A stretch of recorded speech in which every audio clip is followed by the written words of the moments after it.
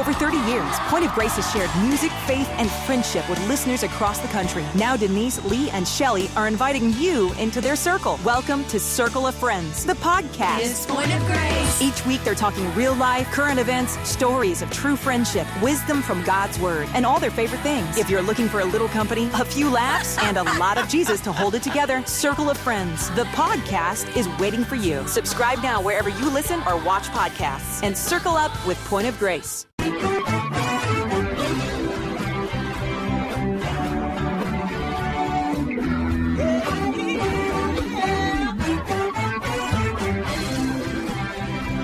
Well, hi, everyone, and welcome to Alzheimer Speaks Radio. I'm your host, Lori LeBay, and I'm so excited that you're joining us today.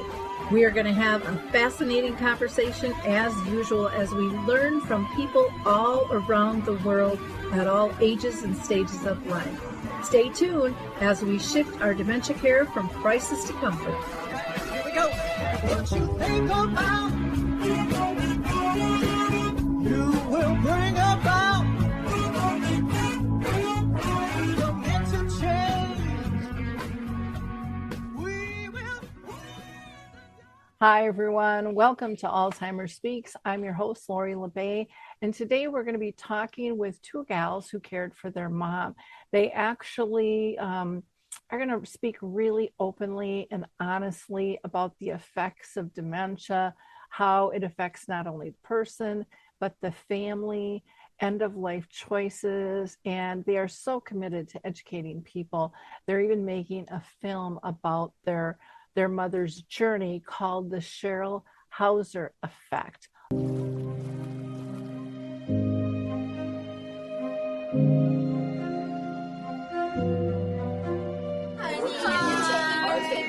My motto in life is I came to live out loud. My mom's always been joyous and bountiful. If there was one word that describes Cheryl, it would be vivacity. Some people say only God could decide when you're going to die.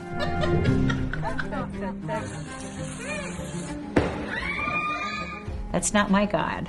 Are you a teacher? I was a daughter of a teacher. I was the daughter of you. I'll put it in very stark terms. My wife is losing her mind. What am I supposed to do? You want to sign it, Cheryl? Do I know how to do that? Well, you used to, but maybe not today. When I was diagnosed with Alzheimer's, I knew right away that I would not allow anybody to take my dignity. Let's go meet these two gals. Well, ladies, I'm so excited to have you both with us today. We've been trying to do this for a while, and life interrupts, and you're doing some amazing things. You guys have a great story to tell our audience. So first of all, thanks for taking the time to be with us. I know you've got hectic schedules. I'm going to have each of you introduce yourself, and then we'll kind of get into our line of questioning. And Sarah, do you want to go ahead and go first? I would love to. Hello, my name is Cheryl Longacre. I am a Minneapolis native and have entered a new chapter of my life, turning 50 this past year. And it was a wonderful holiday to celebrate. But I think the biggest thing is that I am the daughter of a mother who we lost through Alzheimer's, and celebrating turning 50, I know, was so important to her. So she's been on my heart like she is every day. I'm actually a birth doula. So my mom would call my sister and I the bookends of life. I have been a birth doula since 2000.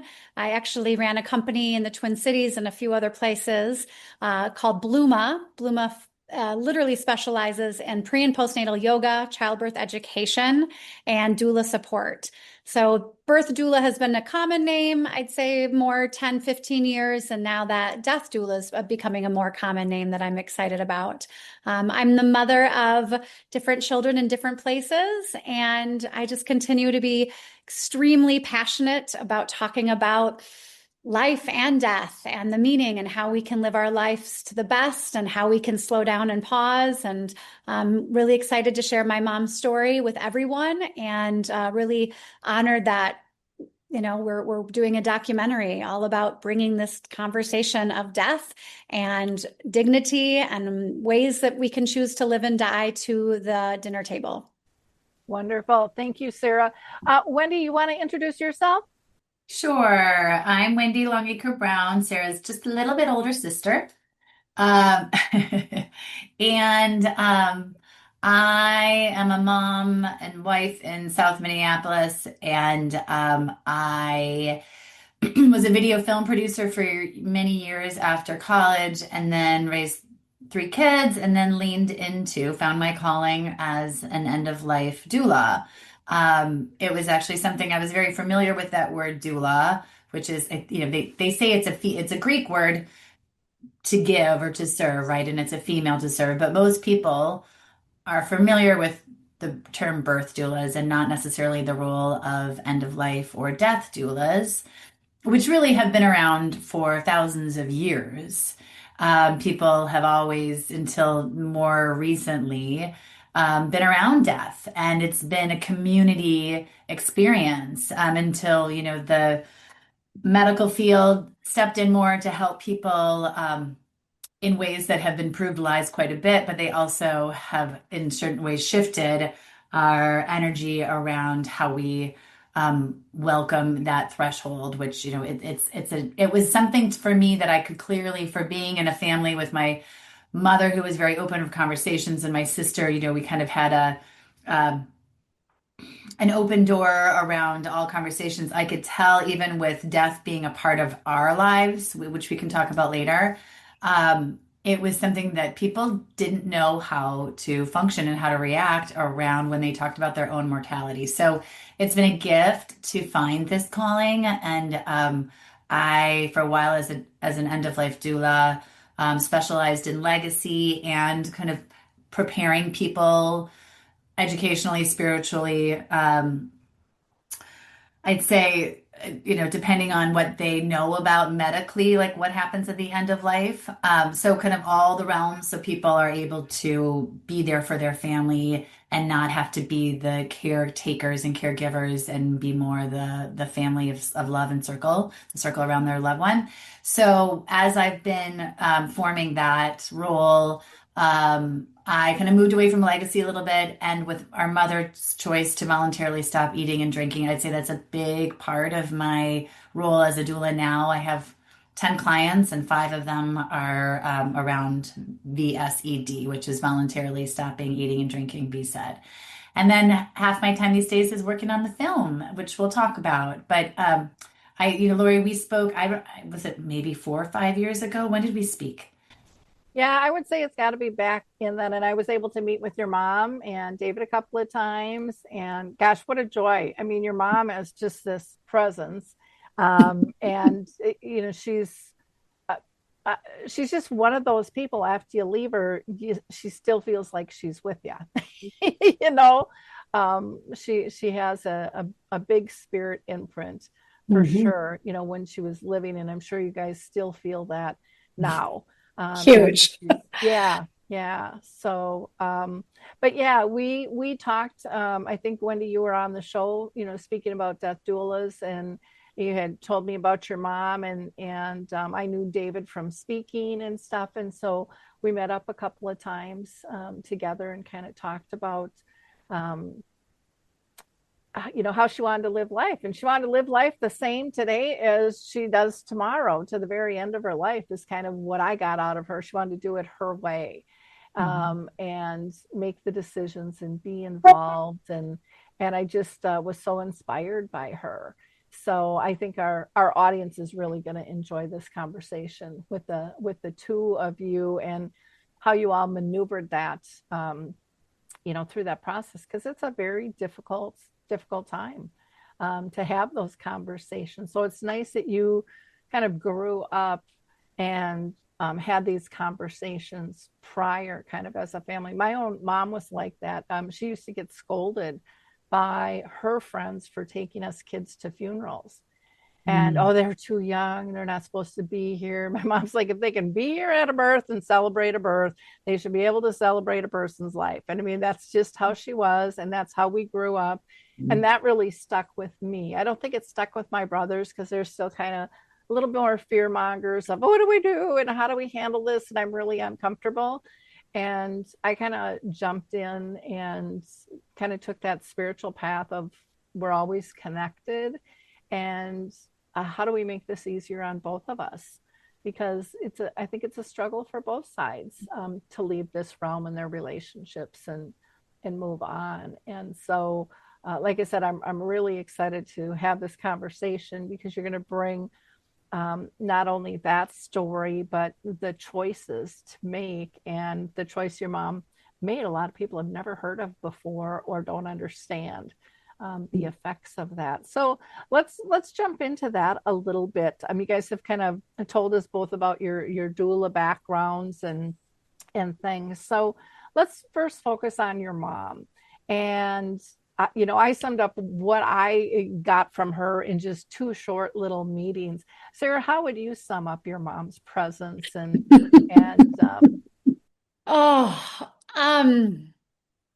you said it so well, Lori.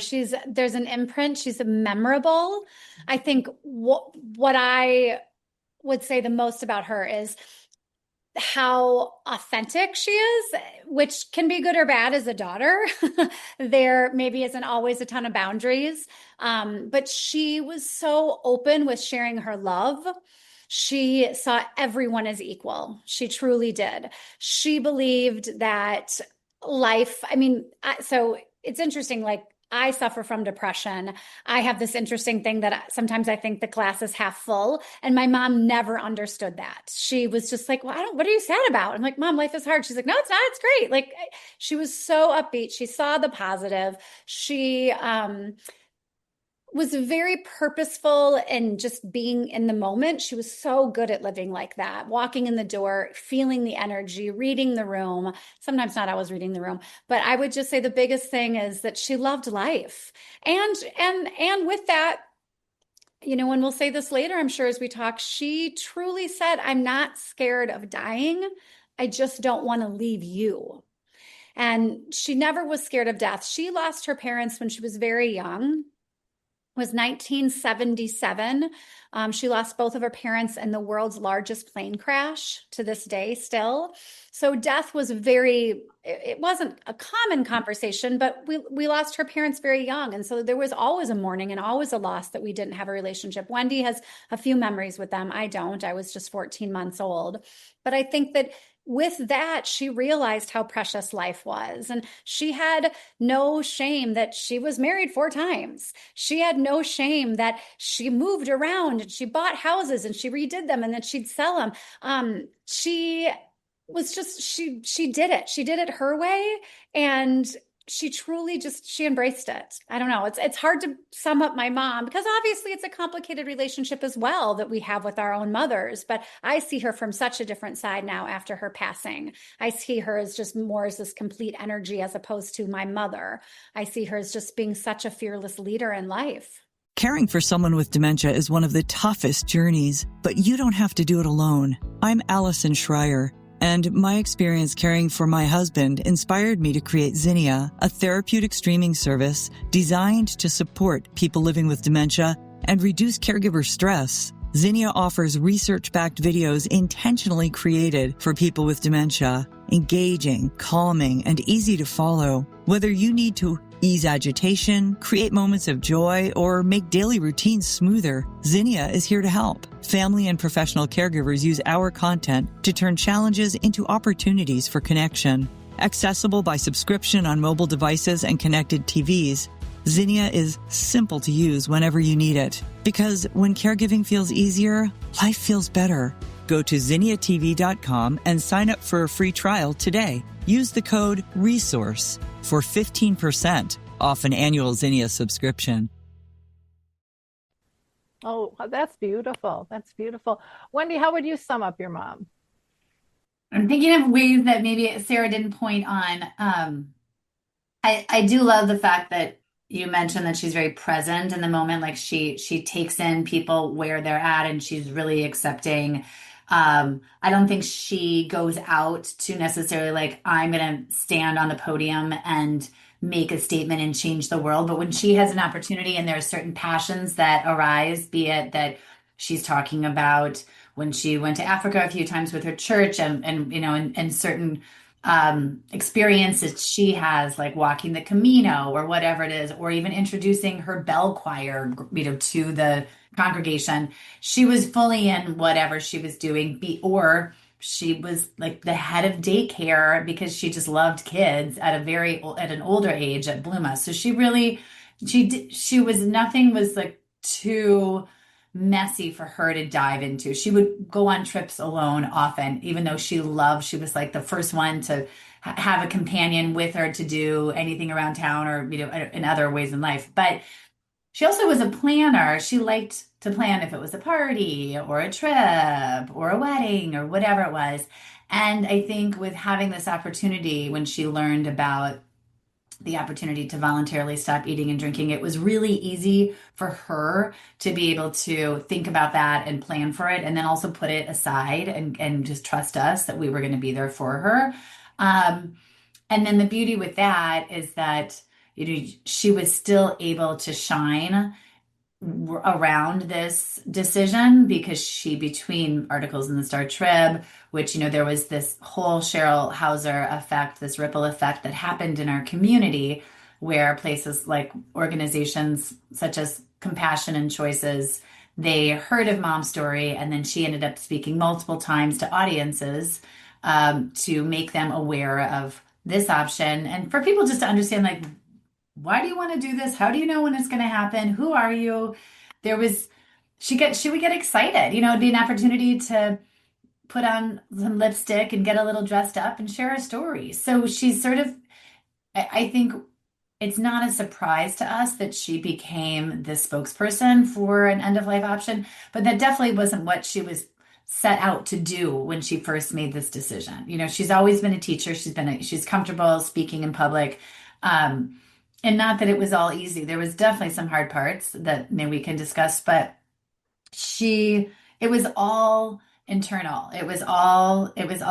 Any decision that she made was something that she authentically believed that she was a part of. I mean, yes, there were times that in the last year or two that we would have to remind her what was going on and all those things that come with this disease. But she jumped from like forgetting to do something that she'd laugh her ass off, or just getting real frustrated and crying and just saying, I don't know what to do. And as Sarah said, you know, she wasn't afraid of the actual dying process. It was the goodbying. It was saying goodbye. But I think she also was really good about making sure she saw the people that she wanted to see and kind of spacing out that time of what she had, be it 2-3 months, knowing that that VSED was probably soon, of still taking trips and still having dinners and seeing people. So she didn't get sad at those times. You know, there would be moments that it would hit her of like, this is the last time I'm at a baggage carousel coming back from a trip. Wow, this sucks. This is really hard. So that was kind of the beauty, that she wasn't avoiding or just wanting to push those moments out. She had to express them because she was an expressive person. But then she and the person with her, be it her partner, David, or her children or friends, could be in that moment with her and hold her and honor that moment and then move to the next moment. I love that. I think it's so important. And I think it's one thing that people don't do is really feel their emotions.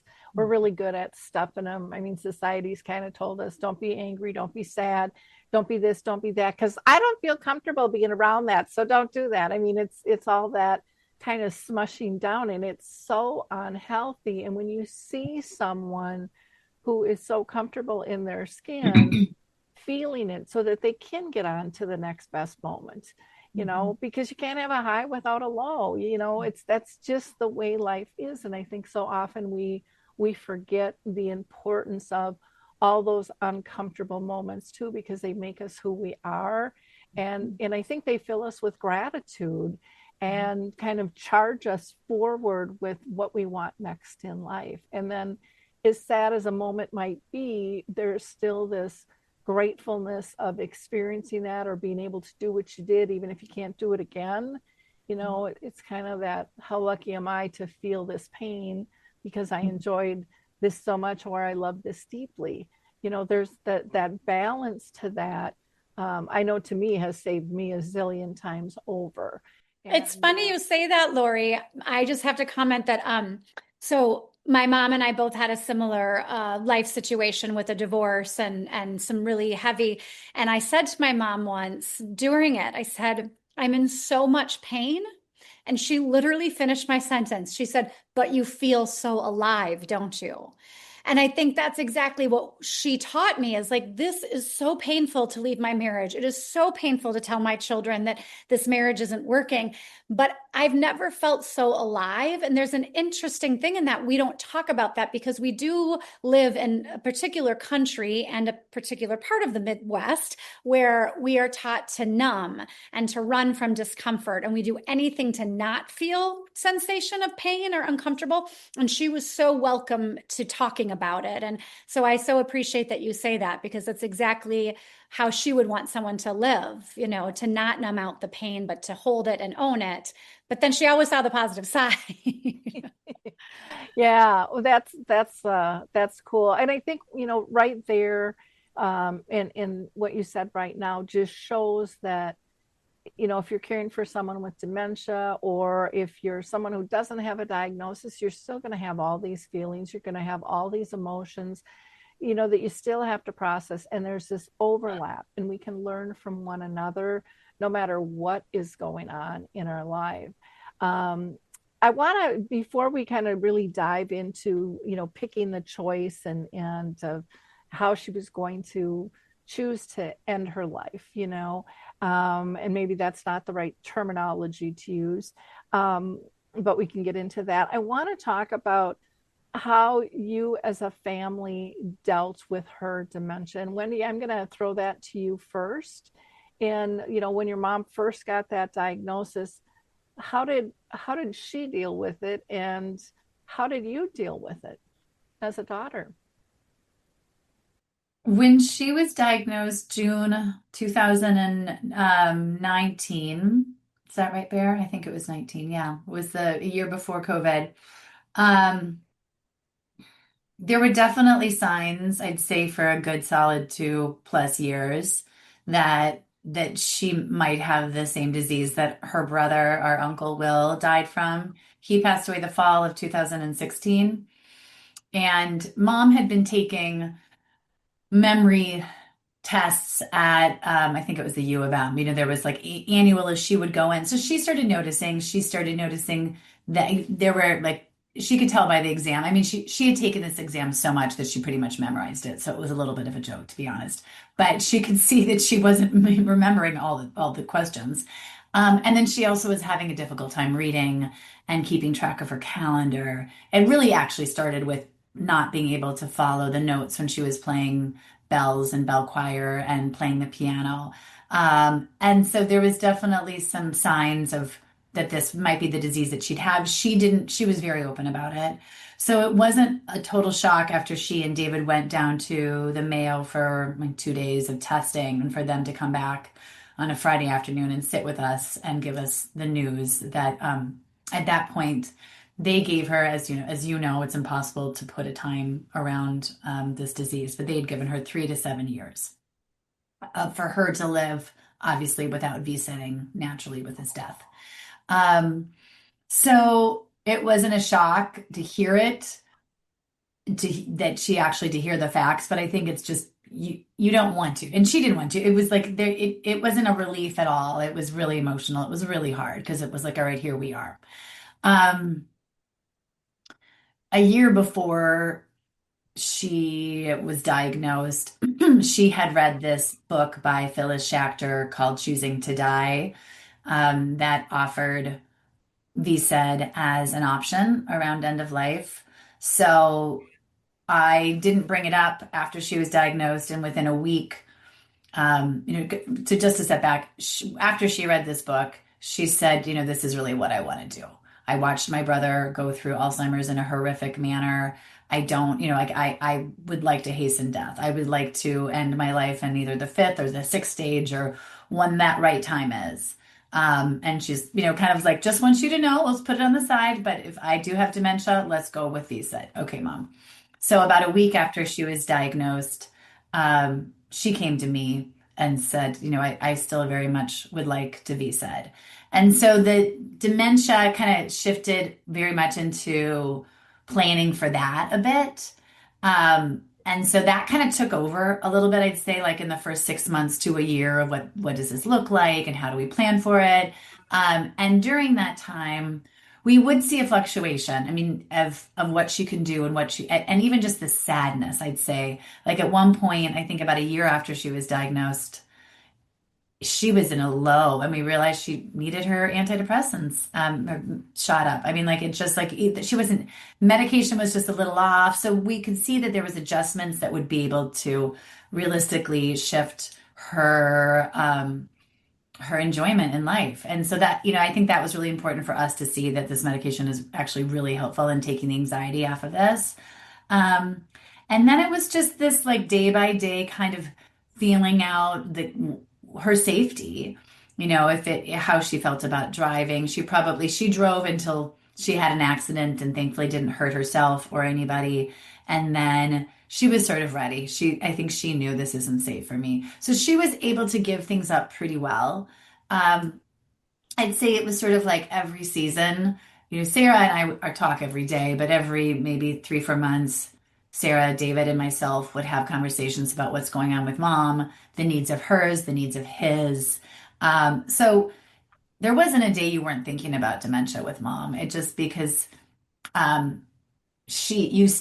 would have moments that you would kind of forget probably in the first couple of years that she had it, but not really, because it really did affect her in my mind, like quite a bit. And like, yes, she could remember stories and she could look divine and she could speak about her disease, but within 2-3 hours you'd be in a scenario where she wants to watch a movie where she's watched a million times that she doesn't remember, or she's frustrated about something that you've spoken about a million times and she's forgotten, or so I would say it just becomes part of life. And then you learn soon that you're really gentle to these changes, because this is a part of Mom's world that she can't control. So you can't get frustrated when she's forgetting things, because she doesn't know, it's not her. She's not trying to be ungrateful or unthoughtful. She's the most thoughtful person in the world. But it was really this dance that we did, I'd say, with how much like to give her autonomy and for her to be able to make decisions on her own. And then for us to, direct her to, and when she needed to rely on us or David, we would give her that space. So we kind of just had to embrace it full-heartedly with like just in all our ways. Dementia was just now part of our world daily with Mom. I don't know, Bear, what do you think? I think it's hard to say this, but my uncle, he went by Will Bill. Because they lost their parents so young, they didn't know what history literally was in our family. One of them only had one sibling, so there wasn't a lineage of, is this in our family? Is this in their genes? And so fortunately, and very unfortunately, our uncle, because he walked the path of dementia and Alzheimer's, we saw directly into what that world looked like. And just to emphasize what Wendy said, anytime that we went to visit him in his his memory care unit for the last year that he was still with us, she would be in the car. She's like, no way, please give me another choice. And so we are so thankful that he took that one for us, so that we were so familiar with the disease. We would give his wife a break and he would stay with us. And I'll never forget waking up at 4 a.m. He was at the foot of my bed, all dressed, and he had his bag. And he's like, what time does the train leave? And it's like, oh, this is dementia standing right here in front of me. She didn't have that same kind, and she never went that far. Caring for someone with dementia is one of the toughest journeys, but you don't have to do it alone. I'm Allison Schreier, and my experience caring for my husband inspired me to create Zinnia, a therapeutic streaming service designed to support people living with dementia and reduce caregiver stress. Zinnia offers research-backed videos intentionally created for people with dementia, engaging, calming, and easy to follow. Whether you need to ease agitation, create moments of joy, or make daily routines smoother, Zinnia is here to help. Family and professional caregivers use our content to turn challenges into opportunities for connection. Accessible by subscription on mobile devices and connected TVs, Zinnia is simple to use whenever you need it. Because when caregiving feels easier, life feels better. Go to zinniatv.com and sign up for a free trial today. Use the code RESOURCE for 15% off an annual Zinnia subscription. So we were given a landscape of what it could look like. Yeah, and every person is different. Every family reacts different. And, and I think it's important for people to have choice. And there'll be some people that, absolutely no, we're not going to do this. And it's like, that's fine. That's your choice. But there are many choices. There's many variations of the disease. There's many different care styles. So I don't think anybody should limit themselves to one way or the highway. It's like, let's open the door, get educated, and see what feels right for your person and your personal situation. And that's, I did what was it? I think we did like a 2.5-hour special years ago, and I ended up losing the video for it because I switched platforms and they wouldn't release it to me. And we had people with dementia, we had their care partners, we had physicians, we had friends, everybody talking. The only ones I could not get to join us was I could not get any religious leaders to join that conversation. And nobody wanted to talk about those types, the variety of choices publicly. But of the group we had, many minds were changed after they heard the whys, behind people's decisions and choices. Even if it wouldn't be a choice for them, they lost, I want to say, kind of their anger towards someone making that decision that they just felt was not correct or not ethical or not moral. And especially in this world today, there's a lot of judgment going on out there. So, you have to be a strong soul to make a decision like this too. And because there can be a lot of distraction and tug and pull, and, in some families, it can even rip them apart. And, I found it was just beautiful the way you guys went about caring for your mom, and just even some of the pictures that I saw of, I think it was the garage setup kind of, outside, for people to be able to kind of gather and things and just have that space out there. But I don't want to get too far ahead. Well, no, Lori, I would love to comment too. I think one thing that Wendy and David and my mom and I, all of us set up really well, was that there was actually no conversation for anyone sharing their opinions. It was just like the positive light that we wrapped around it, the empowerment that we wrapped around it, and her autonomy was so important that there wasn't room for anyone to say, like, people ask, like, well, isn't this called that? Or is it this, that? And we would say, and we weren't sugarcoating, we were just giving facts and sharing this amazing empowerment that she had. So I think that we didn't nearly get probably comments because we really set the tone that this is happening. Well, and that's a nice protection, barrier, and very respectful to your mom's wishes. So I think that's really important. I would imagine there was a healthcare directive that stated her wishes and things in that too. So often people don't think they need those things, but it is really, really important to let people know what it is you want, or, you're not going to have a chance in hell of getting it. Because someone else is going to make a choice that they're comfortable with. And if that's a medical professional, because something's not right in front of their face and they're going to do a do not resuscitate, they're going to go ahead and resuscitate somebody who has chosen not to because the word hasn't been spread far and wide. Or if it's, the voluntary, I want to stop eating and drinking. and go out on my own terms there. Now, for this program, do you have to go, and I'm going to throw this to Wendy, do you have to go through a physician to be able to do this, to make sure that it's safe and comfortable? I'd say, I mean, yes and no. I, as a doula, I, I recommend not trying to do this without having hospice. So, and that is, people do, I think sometimes when people have a hard time, whatever the scenario is, where you're living, who your doctor is, how open they are to having a hospice referral being a part of their responsibility or their overseeing, um, you find yourself, like, the hope is that you have hospices on board and you're having conversations with them and you meet with them 2 days before. So you're talking about meds, you're talking about beds, and it's a beautiful time to bring in your doula support group.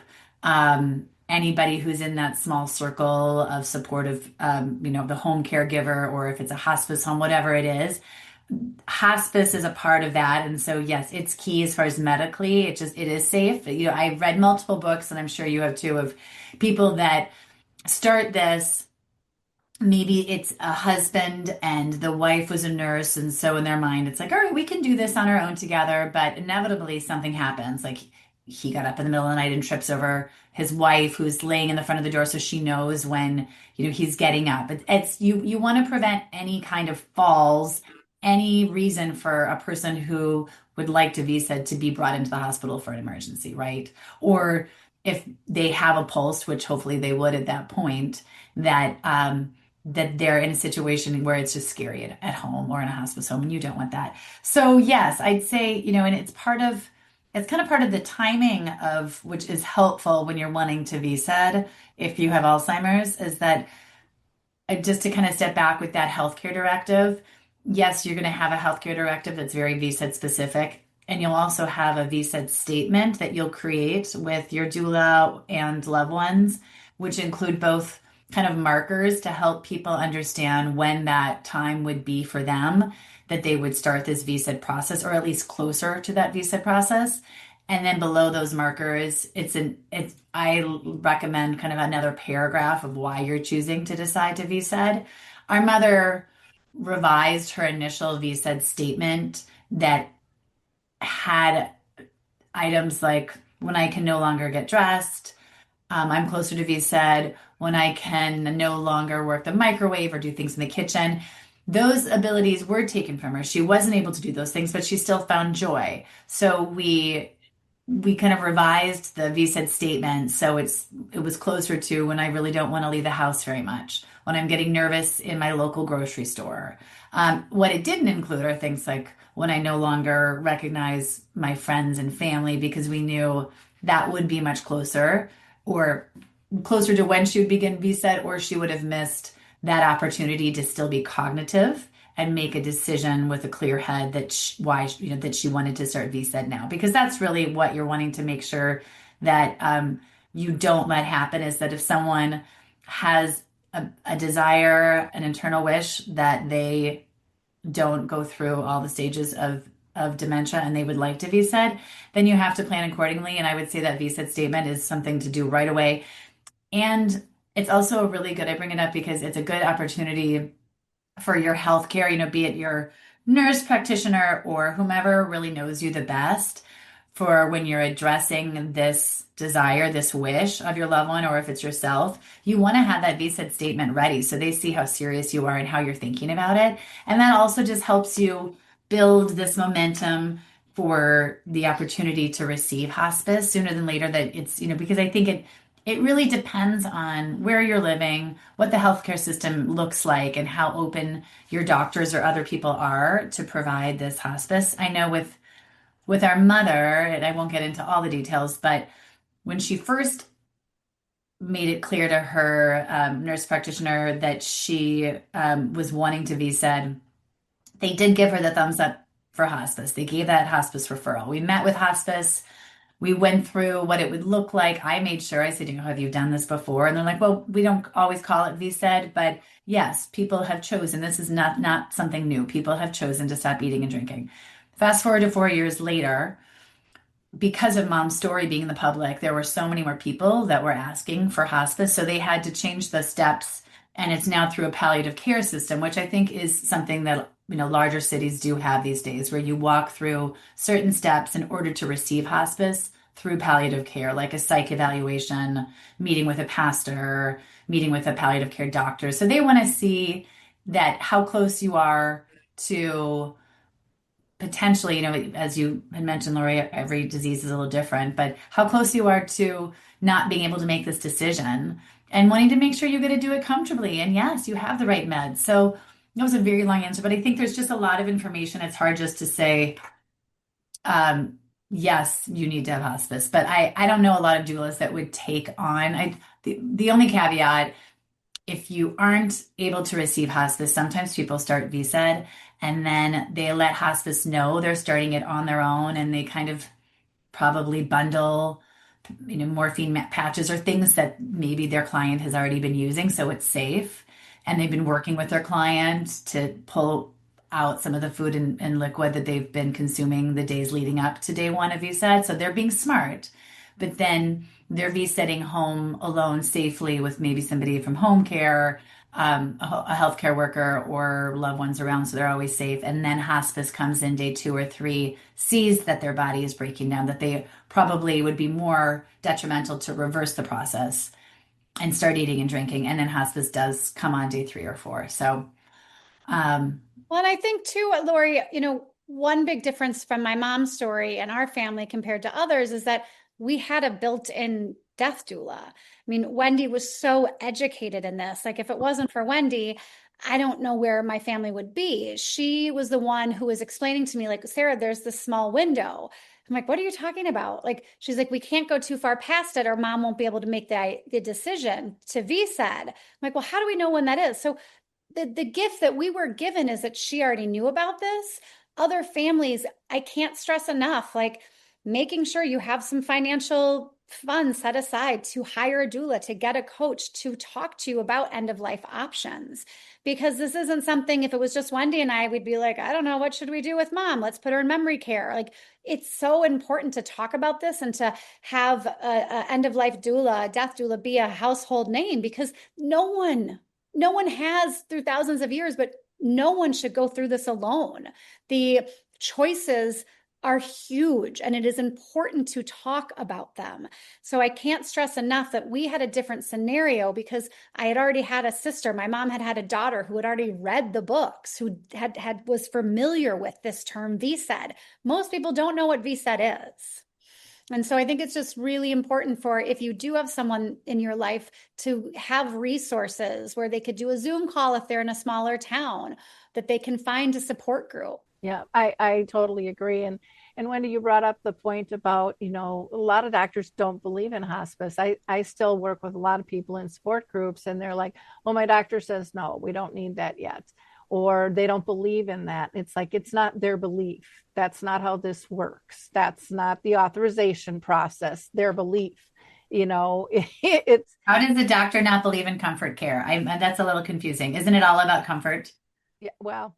I mean, obviously doctors don't want you to die. That's what they're hoping. But they also, some doctors understand that there might be a more respectful, humane way to live around end of life. And maybe that's getting off, treatment and being in hospice. Yeah. Sorry, I clearly have strong opinions about No, I do too. I do too. And that's why I mentioned that. And sometimes you might have to switch doctors to get what you want. I have a couple clients right now that we're right in the midst of that, where we might have to just switch groups because there's just no budging and probably wouldn't agree to a hospice referral. And that's, and that's for ALS. That's not even for dementia. It's for something that's very clearly somebody is closer to end of life. You don't need that confrontation. I mean, it takes a lot for families to say, I think we need this. Yeah. And then to have a professional say, no, you don't. Yeah. And because, and a lot of families in my support groups, they don't even know about hospice and palliative care. And they're kind of like, no, we're not there yet. And people in the group are, yeah, you kind of are, just from what you've explained and what the services are. Just, ask for a referral.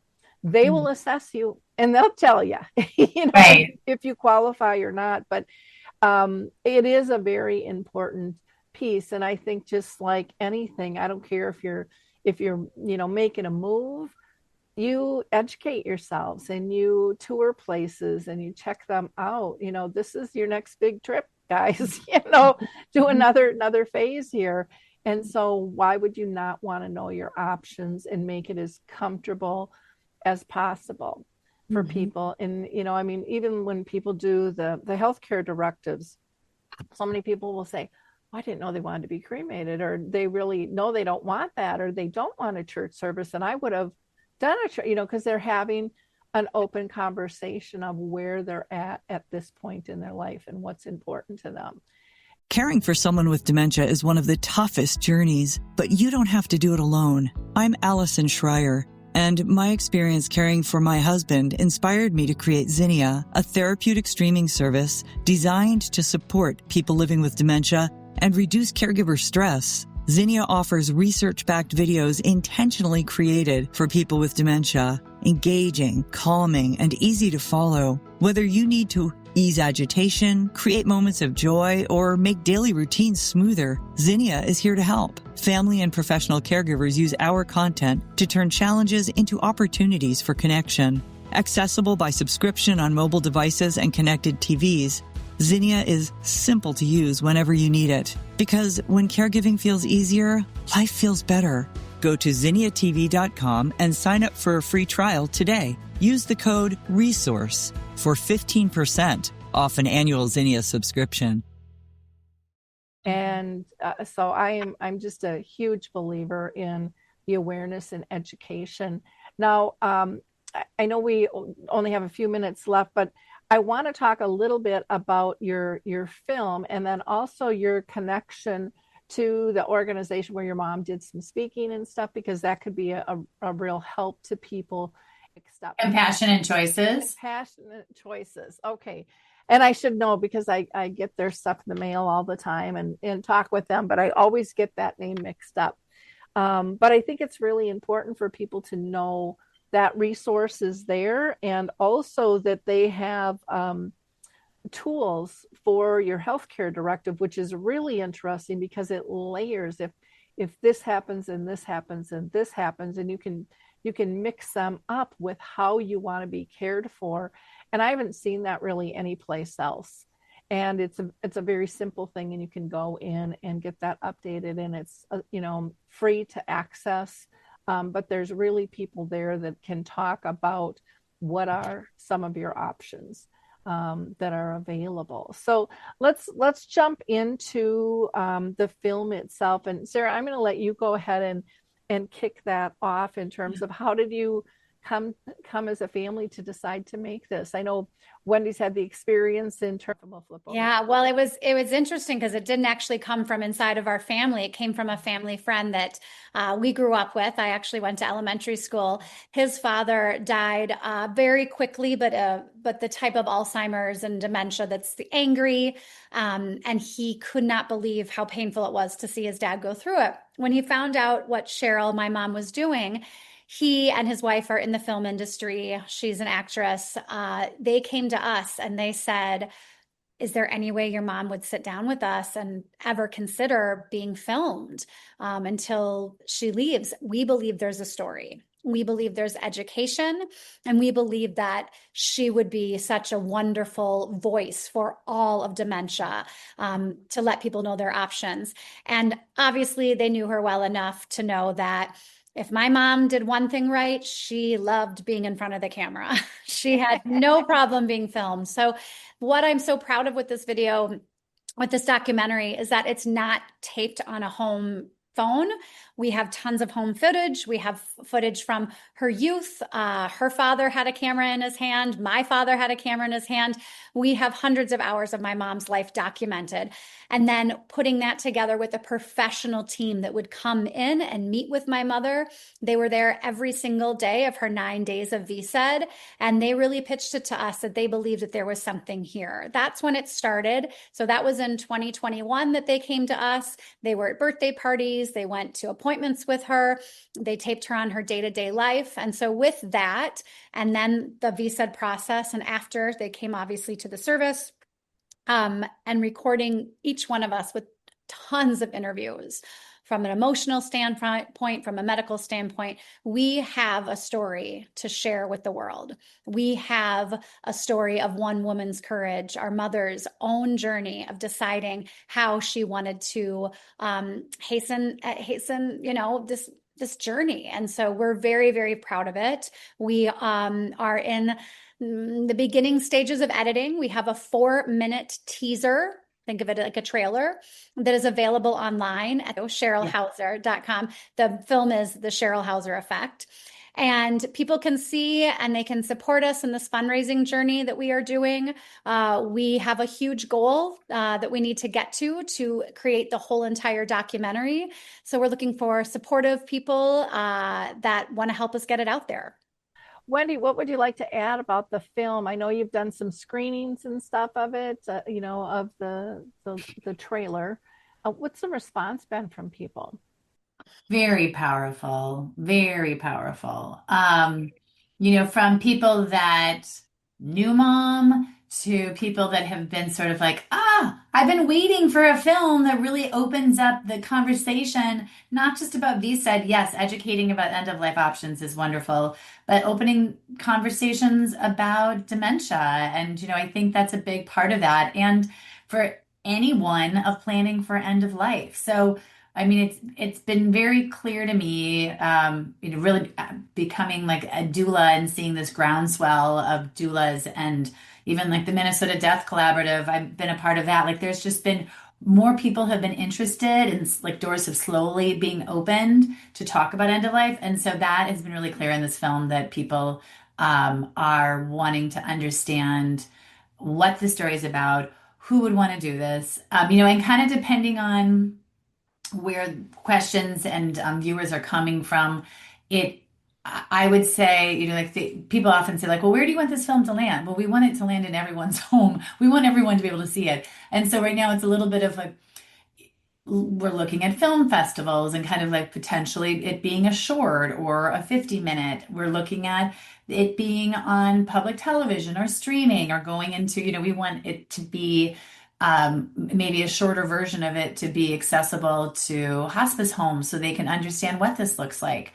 The beauty is that, mom can hold this story, and the intimacy is what people are drawn to.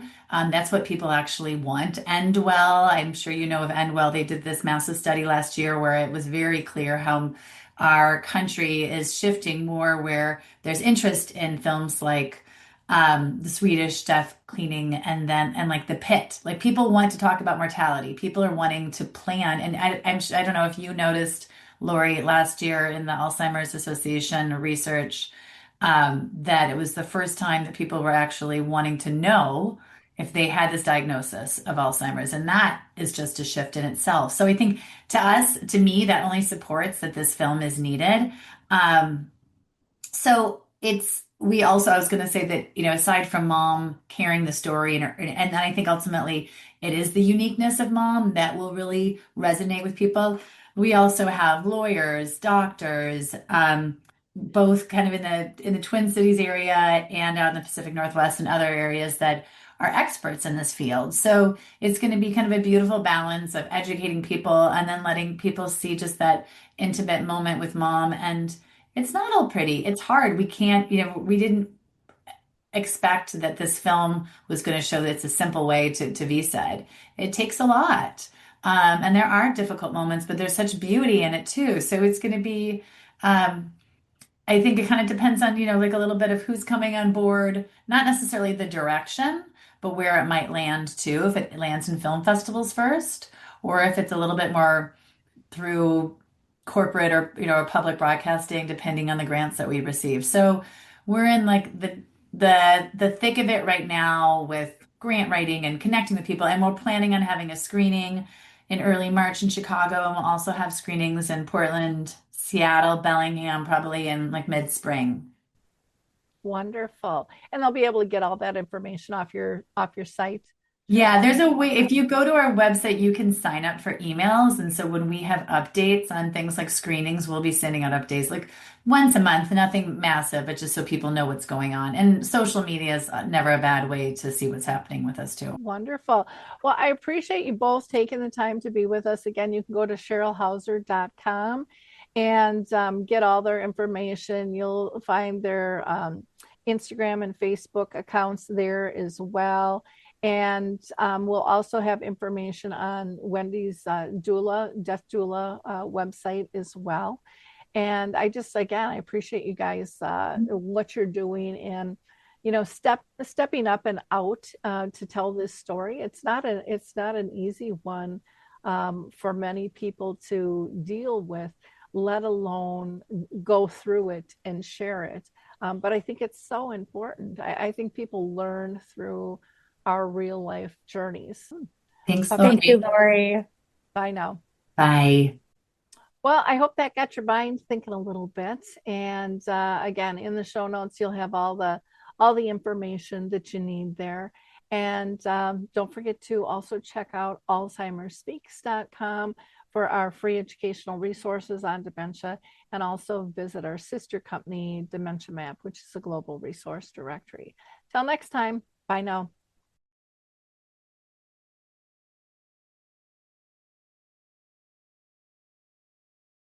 Need a daily spark of hope and direction? Let the Daily Bible app from Salem Media be that spark. This free Android app delivers an uplifting verse each morning, plus reading plans, devotions, and trusted podcasts from leaders like Joyce Meyer and Rick Warren. Prefer to listen instead? The Daily Bible app reads verses, reading plans, and chapters aloud, handy for the headphones moment of your day. Choose from versions like ESV, NIV, KJV, and more, and bookmark favorites to revisit later. Share inspiring messages with loved ones right from the app. Feel God's presence in every notification. Search for Daily Bible app on Google Play and begin your day with hope, purpose, and peace.